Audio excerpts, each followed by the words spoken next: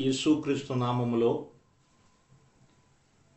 ప్రతి ఒక్కరికి శుభాలు తెలియచేస్తా ఉన్నాం. ప్రభువైన యేసుక్రీస్తు వారు సిలువలో పలికిన 4వ మాట ఇంచుమించు 3 గంటలప్పుడు యేసు ఏలీ ఏలీ లామా సబక్తాని బిగ్గరగా కేకవేసెను. ఆ మాటకు నా దేవా నా దేవా నన్నెందుకు చెయ్యి విడిచెదవని అర్థం. మత్తయి సువార్త 27వ అధ్యాయం 46వ వచనం. పాత నిబంధనలో ప్రవచన నెరవేర్పు కొరకు కీర్తనలు 22:1 ఈ మాట తండ్రి అయిన దేవునితో వేదనతో తనను గురించి తాను సిలువలో పలికిన మాటలలో మొదటి మాట. సిలువలో నున్న యేసు తండ్రి ఎడబాటును తట్టుకొనలేక మనోవేదనతో మానవునిగా తండ్రికి ప్రార్థన చేయుచున్నాడు. ఎందుకంటే తండ్రి తన కుమారుని చెయ్యి విడిచినప్పుడు మాత్రం బాధతో బిగ్గరగా కేకవేశాడు. దేవుని బిడ్డలారా,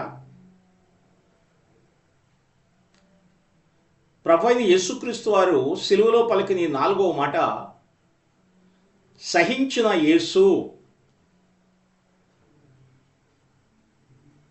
అయితే ఈ యొక్క మాటలో ప్రాముఖ్యమైన విషయాలు సూర్యుడు అదృశ్యుడయ్యాడు.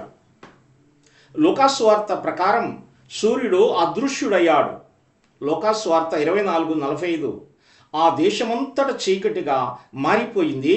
ఆ చీకటి పాపులమైన మానవాళిపై దేవుని శాపానికి గుర్తు. అయితే మన పాపమంతా చీకటి వలె యేసుని ఆవరించింది. యేసు సిలువలో పలికినటువంటి ఈ 4వ మాటలో ప్రాముఖ్యమైనటువంటి అంశముగా చెయ్యి విడిచెను. ఎందుకు? 1 పాపపు రుణము తీర్చటానికి. కొలస్సీయులకు రాసిన పత్రిక 2వ అధ్యాయం 13 నుండి 15 వచనాలు, హెబ్రీ రాసిన పత్రిక 2వ అధ్యాయం 14 నుండి 16 వచనాల్లో మనకి రాయబడి ఉన్నది. పాపం భయంకరమైంది. అది దేవుని నుండి మనలను దూరపరుస్తున్నది. యేసు సిలువలో మనలను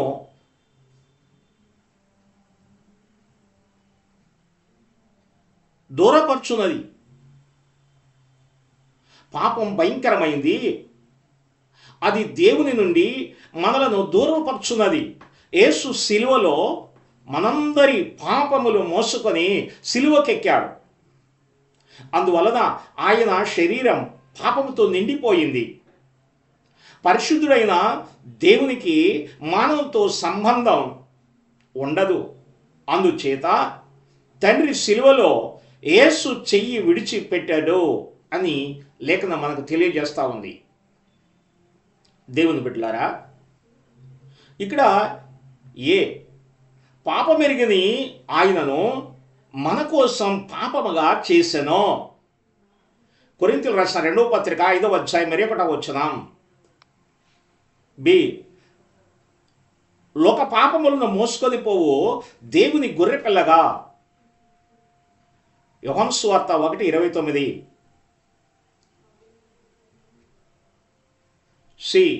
పాప పరిహారము నిమిత్తము దేవుడు రోమిలకు రాసిన పత్రిక 8:3 వచనములో డి, నేను వారి పాపములను పరిహరించినప్పుడు, రోమిలకు రాసిన పత్రిక 11:27 వచనంలో వ్రాయబడినది.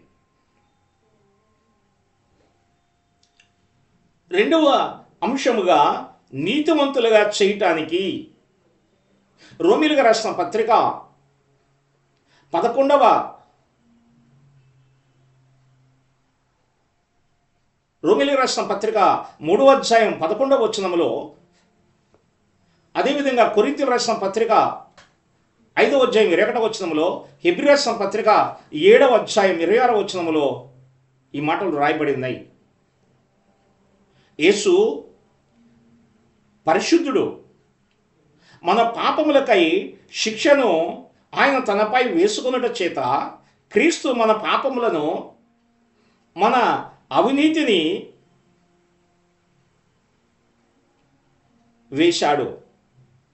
పౌలు మాయన మూలముగా అని విశ్వాసము ద్వారా దేవుని యొక్క నీతిని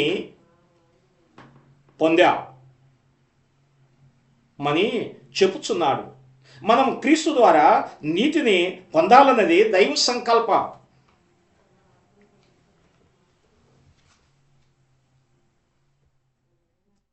ఏ నీతివంతుడు లేడు, ఒక్కడను లేడు. రోమిలకు రాసిన పత్రిక 3:11లో ఈ విషయం రాయబడింది. బి, ధర్మశాస్త్ర సంబంధమైన క్రియల మూలముగా ఏ మనుష్యుడు నీతివంతుడిగా తీర్చబడడు. రోమిలకు రాసిన పత్రిక 3:20 వచనములో రాయబడింది. సి, క్రీస్తు నందు మనము దేవుని నీతి అయి ఉన్నామని 2 కొరింథీ 5:21లో రాయబడింది.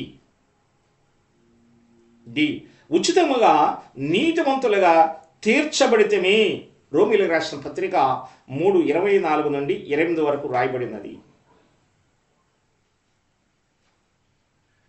తండ్రి అయిన దేవుడు ప్రభు అయిన యేసుక్రీస్తు యొక్క చెయ్యి ఎందుకు విడిచాడు అనే విషయాన్ని మనము ఆలోచన చేస్తూ ఉన్నాం. ఒకటి, పాప రుణమును తీర్చడానికి ఆయన చెయ్యి విడిచిపెట్టాడు. 2, నీతిమంతులుగా చేయటానికి ఆయన చెయ్యి విడిచిపెట్టాడు. 3వది, వివాదం తీర్చటానికి పరమ తండ్రి కుమారుని యొక్క చెయ్యి విడిచిపెట్టాడు. రోమిలకు రాసిన పత్రిక 5:6 నుండి 8 వచనాల్లో ఈ విషయాలు మనకి తెలియచేయబడుతుంది. పాప స్వభావం రీత్యా మనము దేవునికి శత్రులం. దేవునికి మనకు మధ్య ఉన్న శత్రుత్వమును, వివాదమును తొలగించడానికి క్రీస్తు ఒక బలి పశువుగా మన పక్షంగా సిలువలో మరణించవలసి వచ్చినది. యెషయా గ్రంథము 1:18, 53:5 వచనాల్లో ఈ విషయాలు మనకు కనపడతాయి. వివాదం తీర్చడానికి అనగా మనము చూస్తే వివాదాంశము పరిష్కారం చేయుటకు, వివాదాంశమును పరిష్కారం చేయనది ప్రమాణమే. హెబ్రీ రాసిన పత్రిక 6:16లో ఉన్నది. బి, వివాదమును ఉంచుకుని వారైతే అని యాకోబు రాసిన పత్రిక 3:14లో ఉన్నది. సి, ఎలైనగా మనము దేవునికి శత్రులమై ఉండగా రోమిలకు రాసిన పత్రిక 5:10లో రాయబడినది. డి, క్రీస్తు శిలువకు శత్రులుగా నడుచుకొనుచు అని ఫిలిప్పీయులకు రాసిన పత్రిక 3:18లో ఈ విషయం రాయబడినది. 4వ అంశం, శాపము నుండి తొలగించడానికి తండ్రి అయిన దేవుడు కుమారుని యొక్క చెయ్యి విడవటం కారణం ఏంటంటే శాపము నుండి తొలగించడానికి. ఆదాము కాలము నుండి శాపం మనిషిని వెంటాడుతుంది. ఆ శాపమే మరణశిక్ష.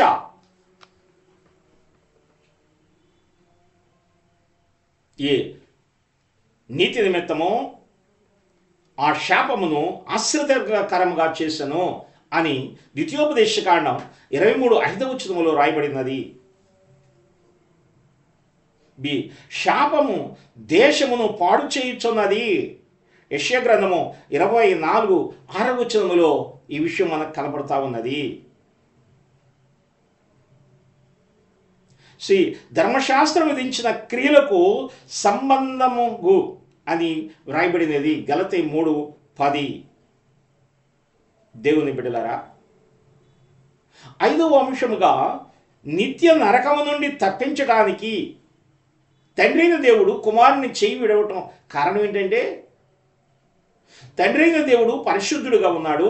కుమారుడు మన యొక్క పాపాన్ని ఆయన మోస్తా ఉన్నాడు. ఆయన పాపిగా మారిపోయాడు. శాపాన్ని ఆయన భరించాడు. అందువలన పరిశుద్ధుడైన దేవుడు కుమారునికి దూరమయ్యాడు. తండ్రి అయిన దేవుడు తన ముఖాన్ని కప్పుకున్నట్లుగా పాపి అయిన మానవుల పక్షంగా నిలబడ్డాడు. కాబట్టి కుమారుని యొక్క చెయ్యి విడిచిపెట్టాడు. దేవుని బిడ్డలారా, ఐదవదిగా మనం చూస్తే నిత్య నరకము నుండి తప్పించడానికి రోమిలకు రాసిన పత్రిక 6:23 ఈ మాటలు మనకు కనపడతాయి. కాబట్టి పాపములో జీతము మరణము, ఆ మరణము నిత్య నరకం. ఆ నిత్య నరకము నుండి మానవుని రక్షించుటకు క్రీస్తు శిలువలో తన రక్తమును ఇచ్చుచున్నాడు.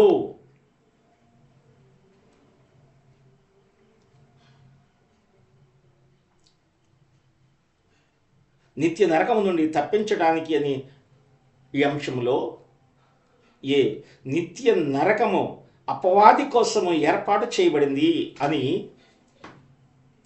మత్తయి సువార్త 25:41 రాయబడింది. అయితే ఈ నిత్య నరకముకి ఎవరి కోసం సిద్ధపరచబడింది? అపవాది కోసం, వాని దూతల కోసం సిద్ధపరచబడింది. కానీ దేవుడు మానవుల కోసం సిద్ధపరిచింది కాదు. అయితే అపవాదికి, వాని దూతలకు ఏర్పాటు చేయబడిన ఈ నిత్య నరకములోనికి వెళ్ళటానికి కారణం ఏంటి? మానవుడు పాపం చేసి దేవుని ఉగ్రతకు గురయ్యాడు. మానవుడు చేసిన పాపం బట్టి శాపం అతని మీదకి వచ్చినది. మానవుడు చేసిన పాపము తనకి మరణాన్ని తీసుకొచ్చింది. ఆ మరణం అతన్ని నిత్య నరకంలోనికి నడిపిస్తుంది. అందువలన మానవుడు ఆ నిత్య నరకంలోనికి వెళ్లకుండా నిత్య జీవములోనికి ప్రవేశపెట్టడానికి యేసు ప్రభువు మన కొరకు ఈ భూమి మీదకి వచ్చాడు. అది కాదు, తండ్రి అయిన దేవుడు కుమారుణ్ణి చెయ్యి విడవటానికి కారణం ఏంటంటే, నిత్య నరకము నుండి తప్పించడానికి ఆ యొక్క ఉగ్రత, ఆ పాపాన్ని, ఆ శాపాన్ని కుమారుడు భరించవలసి వచ్చింది. మానవుడు ఆ నిత్య నరకమును తప్పించుకొని నిత్య జీవములోనికి ప్రవేశించాలంటే, నిత్య రాజ్యములోనికి ప్రవేశించాలంటే, పరలోకములోనికి ప్రవేశించాలంటే యేసు ప్రభువు మన పక్షంగా ఆయన నిలబడి, మన స్థానంలో నిలబడి నిత్య నరకము నుండి తప్పించి పరలోకములో మనము చేరాలని ఉద్దేశం చేతనే ఆ శిక్షను ఆయన భరిస్తా ఉన్నాడని మనం అర్థం చేసుకోవచ్చు. అందుకని మరి నిత్య నరకము అపవాది కోసం ఏర్పాటు చేయబడింది. కానీ శపించబడిన వారితో ప్రభు చెప్పే మాట ఏంటంటే, అపవాదికి వాని దూతలకు సిద్ధపరచబడినటువంటి ఆ స్థలంలోనికి మీరు వెళ్ళాలి. నిత్య నరకం మీకు. యేసుని వారు అంగీకరించలేదు కాబట్టి, యేసు శిలువ యాగాన్ని వారు గుర్తించలేదు కాబట్టి, యేసు బలియాగాన్ని వారు గ్రహించలేదు కాబట్టి, పాపం వల్ల వచ్చిన శాపం వారిని మరణానికి తీసుకొచ్చింది. ఆ మరణమే వారికి నిత్య నరకంలోనికి నడిపిస్తుంది. కాబట్టి మీరు నిత్య నరకంలోనికి వెళ్ళండి. నిత్య నరకం ఎవరి కొరకు సిద్ధపరచబడింది? అపవాదికి, వాని దూతలకు.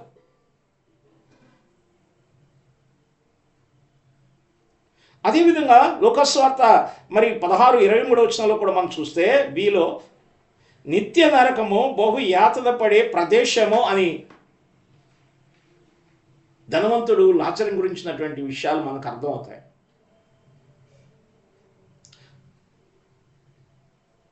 ధనవంతుడు బహు యాతన పడుతూ ఉన్నాడు పాతాళంలో. అది భయంకరమైన స్థలముగా చెబుతా ఉన్నాడు. అక్కడ దాహంతో, దప్పికతో బాధపడుతూ ఉన్నాడు. ఆ బాధ నేను భరించలేకపోతున్న దాహాన్ని, నా నాలుక ఎండిపోతా ఉంది, నాకు దాహం వేస్తూ ఉంది, నాకు దాహం నిమిత్తమై ఇదిగో లాజరు ఉన్నాడే, ఆ లాజరుని నా ఎదుగు పంపించాలి. అతని చిటికిన వేలితో ఒక నీటి బొట్టు ఎండిపోతున్నటువంటి నా యొక్క నాలుక మీద వేయాలి. ఆ దాహానికి నేను తట్టుకోలేకపోతున్నాను. ఇక్కడ ఇది చాలా భయంకరమైన వేదన స్థలం, దుఃఖకరమైన స్థలం అని బాధపడుతూ ఉన్నట్టు మనం చూస్తాం. ప్రియమైన దేవుని బిడ్డలారా, మరి నిత్య నరకము బహు యాతన పడే స్థలము. ఇలాంటి భయంకరమైన స్థలంలోనికి మనం వెళ్లకుండా ఉండటానికే ఆ భయంకరమైనటువంటి వేదనను ఆయన భరించి మనలో నిత్య నరకము నుండి తప్పించడానికి ప్రభువు మన పక్షంగా ఆయన నిలబడినట్లు మనం చూస్తాం. అదే కాకుండా సిలో మనం చూస్తే నిత్య నరకము తప్పించుటకు భూమి మీదకి యేసు ఈ లోకానికి వచ్చాడు. యోహాను సువార్త 3:16 ఉంది, నశించిన దాన్ని రక్షించడానికి, విశ్వసించిన ప్రతివారు నశింపక నిత్య జీవం పొందడానికి యేసుక్రీస్తు ఈ లోకానికి వచ్చాడు అని మనకు తెలియజేయబడుతుంది. నిత్య నరకమును తప్పించడానికి ఈ లోకానికి యేసు ప్రభు వచ్చారు. నా ప్రియమైన దేవుని బిడ్డలారా, ఇక్కడ మనము ఆలోచన చేయాలి దేవుని మాట. ప్రభు అయిన యేసుక్రీస్తు వారు ఆకాశానికి భూమికి మధ్యలో ఆయన సిలువలో వేలాడుతూ ఎంతో వేదనతో పలికినటువంటి మాటలు మనం జ్ఞాపకం చేసుకోవాలి. తండ్రి సహవాసాన్ని కోల్పోవటం వలన కుమారుడు ఎంత వేదన పడ్డాడో అని మనము అర్థం చేసుకోవాలి. ఎందుకు తండ్రి చెయ్యి విడిచాడు అంటే మనలను రక్షించడానికి. కుమారుడు మన స్థానంలో నిలబడ్డాడు కాబట్టి, మనం పాపులం కాబట్టి, ఆయన పరిశుద్ధుడు కాబట్టి, పాపులకి ఆయన దూరంగా ఉండాలి కాబట్టి, మన స్థానంలో యేసు వచ్చాడు కాబట్టి, పరిశుద్ధుడైన దేవుడు కుమారుని యొక్క చెయ్యి విడవలసి వచ్చింది. అయితే ఆయన వచ్చి మనం ఆలోచించినట్లుగా పాపపు రుణము తీర్చడానికి ఆయన వచ్చాడు.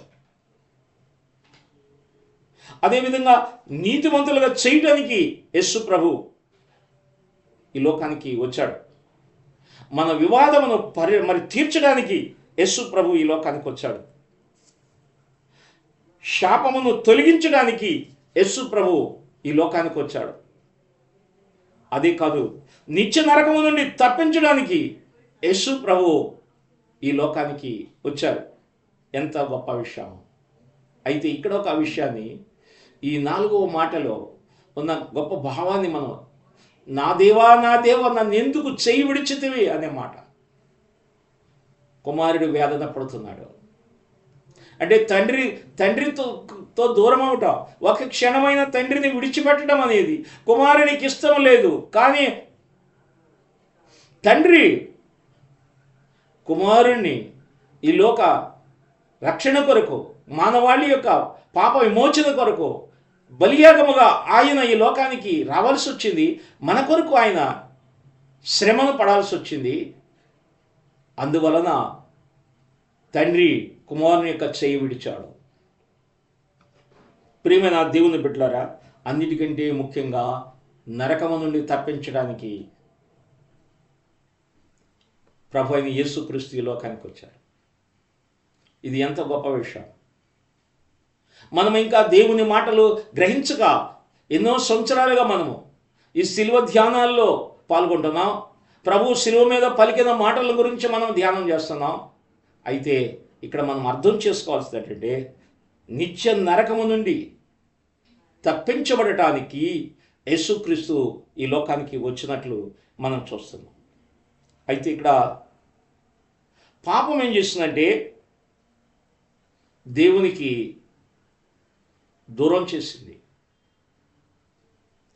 దేవునికి మానవునికి సంబంధం తెగిపోయింది. అయితే దేవునికి మానవునికి మధ్య ప్రభు అయిన యేసుక్రీస్తు మనకి మధ్యవర్తిగా ఈ లోకానికి వచ్చాడు. మన స్థానంలో నిలబడి మనం ఏ విధంగా పాపం చేసి శాపమును చేసి ఆ దేవుని ఉగ్రతను భరిస్తున్నామో ఆ ఉగ్రతను చల్లార్చడానికి, ఆయన కోపాన్ని చల్లార్చడానికి మన ఉగ్రత ఆయన మీద వేసుకొని, మన శాపాన్ని ఆయన మీద వేసుకొని, మన పాపాన్ని ఆయన మీద వేసుకొని మన నిత్య రాజ్యంలోనికి చేర్చడానికి మన కొరకు తన ప్రాణాన్ని బలిగా అర్పణగా చేశాడు. అదే కాకుండా తండ్రి సహవాసమైన విడిచిపట్టడానికి కూడా కుమారుడు ఇష్టపడ్డాడు. కానీ తండ్రికి కుమారునికి ఉన్న సంబంధాన్ని తెలియచేయటానికి నా దేవా నన్ను ఎందుకు చెయ్యి విడిచితివి అని చెప్పిన మాట మనం అర్థం చేసుకోవాలి. నా ప్రియమైన దేవుని బిడ్డలారా, మన కొరకు క్రీస్తు ఎంత త్యాగం చేశాడో, మన కొరకు తండ్రి అయిన దేవుడు ఎంత త్యాగం చేశాడు. తన ప్రియమైన కుమారుడు, అద్వితీయ కుమారుడని యేసు క్రీస్తుని మన కొరకు బలి అర్పణగా ఈ లోకానికి పంపించాడు. మన పక్షంగా నిలబడటానికి. అంటే ఆయన పరిశుద్ధుడు, ఆయన మహిమగల రాజు, మహిమోన్నతుడు, పరిశుద్ధుడు, దేవుని కుమారుడు, ఆయనలో ఏ పాపము లేనటువంటి వాడుగా ఆయన ఉన్నాడు. అలాంటి ఆ పాపము లేని పరిశుద్ధుడుగానే యేసు ప్రభు మన కొరకు ఆయన త్యాగం చేశాడు. తండ్రి త్యాగం కనపడుతుంది, కుమారుని త్యాగం కనపడుతుంది. అయితే యేసుని నేను నమ్మి విశ్వాసంతో ముందుకు సాగే మనము క్రీస్తు కొరకు ఎలాంటి త్యాగం చేయగలుగుతున్నాం, ఎలాంటి ఆయన కొరకు సమర్పణ కలిగి జీవించగలుగుతున్నాం, ఆయనకి ఇష్టమైన జీవితం మనం జీవించగలుగుతున్నాం అనేది మనం ఆలోచించి ఆయనకి ఇష్టమైన జీవితం మనం జీవించాలని తెలియజేస్తూ ఈ మాట ముగిస్తున్నాను. ఈ మాటలు ప్రభువు మన హృదయాలలో ఫలింపచేయును గాక. ప్రార్థన. మహోన్నతుడైన తండ్రి, పరిశుద్ధుడైన దేవ, మీరు సిలువలో పలికిన 4వ మాటల గురించి మేము ధ్యానం చేస్తూ ఉండగా ప్రభువా, మీరు నాయన ఈ మాటలను బట్టి ఎవరైతే విన్నారో, ఎవరైతే ఈ మాటలను ఆలోచిస్తున్నారో, అర్థం చేసుకుంటున్నారో వారి జీవితాల్లో తగిన కృపను, సహాయమును మీరు అనుగ్రహించమని మీ సన్నిధిలో ప్రార్థిస్తున్నాం. అయ్యా, మా యొక్క పాపముల నుండి విడిపించడానికి మమ్మలను, మా రుణములను తీర్చడానికి మమ్మలను, నిత్య నరకము నుండి తప్పించడానికి మమ్మలను, నీతిమంతులుగా చేయడానికి మమ్మలను మీరు చేసిన గొప్ప త్యాగమును బట్టి మీ కొందనాలు. యేసు ప్రభు, మా కొరకు మీరు మా పక్షంగా నిలబడి శ్రమను, వేదను, బాధను అనుభవించినట్లు మేము చూస్తున్నాం. ప్రభువా, మీరు మా కొరకు చేసిన యాగమును బట్టి, త్యాగమును బట్టి, మీ యొక్క బలి అర్పణను బట్టి, మీరు చేసిన విమోచన కార్యమును బట్టి మీకు వేలాది స్తోత్రాలు. ఆలోచించడానికి, అర్థం చేసుకోవటానికి, ఈ లోకములో మిమ్మల్ని నమ్మిన బిడలుగా మేము కూడా మీకు ఇష్టమైన వారిగా మేము జీవించడానికి సహాయం చేయమని యేసు నామములో అడుగుచున్నాము తండ్రి. ఆమేన్. తండ్రి యొక్కయు కుమారుని యొక్కయు పరిశుద్ధాత్మ సహవాసము సన్నిధి దేవుని మాటలు వినిన బిడ్డలందరికీ తోడుగా ఉండి నడిపించునుగాక. ఆమేన్. అందరికీ వందనములు. ప్రభు మిమ్మల్ని దీవించి ఆశీర్వదించునుగాక.